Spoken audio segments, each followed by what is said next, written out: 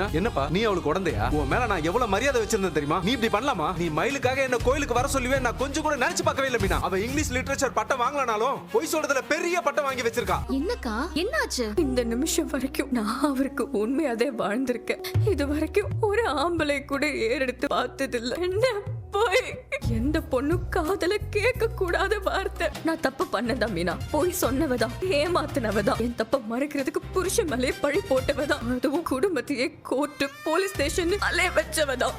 நான் பண்ண ஒரு தப்ப கூட நான் மறக்கல. நான் அதை பண்ணிருக்க கூடாது. குடும்ப சூழ்நிலை, அப்பா அம்மா சூழ்நிலை, அது இதுன்னு 1000 காரணம் இருந்தாலும் அதை நான் பண்ணிருக்க கூடாது. தலையே போற மாதிரி இருந்தாலும் போய் சொல்லி ஒரு வாழ்க்கைய வாழ்ந்திருக்கவே கூடாது. தப்புதான். ஆனா நான் அதை உணர்ந்துட்டேன். நிஜமாவே உணர்ந்துட்டேன். அந்த குற்ற உணர்ச்சியில சேர்த்துதான் நான் சாக போனேன். நீ வந்து காப்பாத்துன. ஏன் எப்படியாவது பண்ண தப்புக்கு எல்லார்கிட்டயும் மன்னிப்பு கேட்கணும்னு தான் நினைச்சேன். அந்த நேரத்துலதான் இப்படி ஒரு செய்தி. நான் நிஜமாவே ரொம்ப சந்தோஷப்பட்ட மீனா. பண்ண தப்புக்கு பிராயச்சித்தமா அந்த குடும்பத்தோட வாரிச இந்த குழந்தைய பெத்து கொடுத்துடலான்னு நினைச்சேன். என் நினைப்புல மொத்தமா மண்ணு விழுந்துருச்சு. இது யாரோட குழந்தைன்னு கேக்குறாரு மீனா. எம்பட்டு நாளா நான் போய் போய் மாமா மாமான்னு நின்னு கெஞ்சின. கால கூட விழுந்த. இனிமே நான் கெஞ்ச மாட்டேன் மீனா. எப்போ இந்த குழந்தை யாரோடதுன்னு கேட்டாரோ இனிமே நான் அவர்கிட்ட போய் நின்னு கெஞ்ச மாட்டேன். கோவில்ல வச்சு கல்யாணம் பண்ணிதான் அவங்களோட என் வாழ்க்கைய ஆரம்பிச்சேன். இன்னைக்கு அதே மாதிரி கோவில்ல வச்சு எல்லாமே முடிஞ்சு போச்சு. இனிமே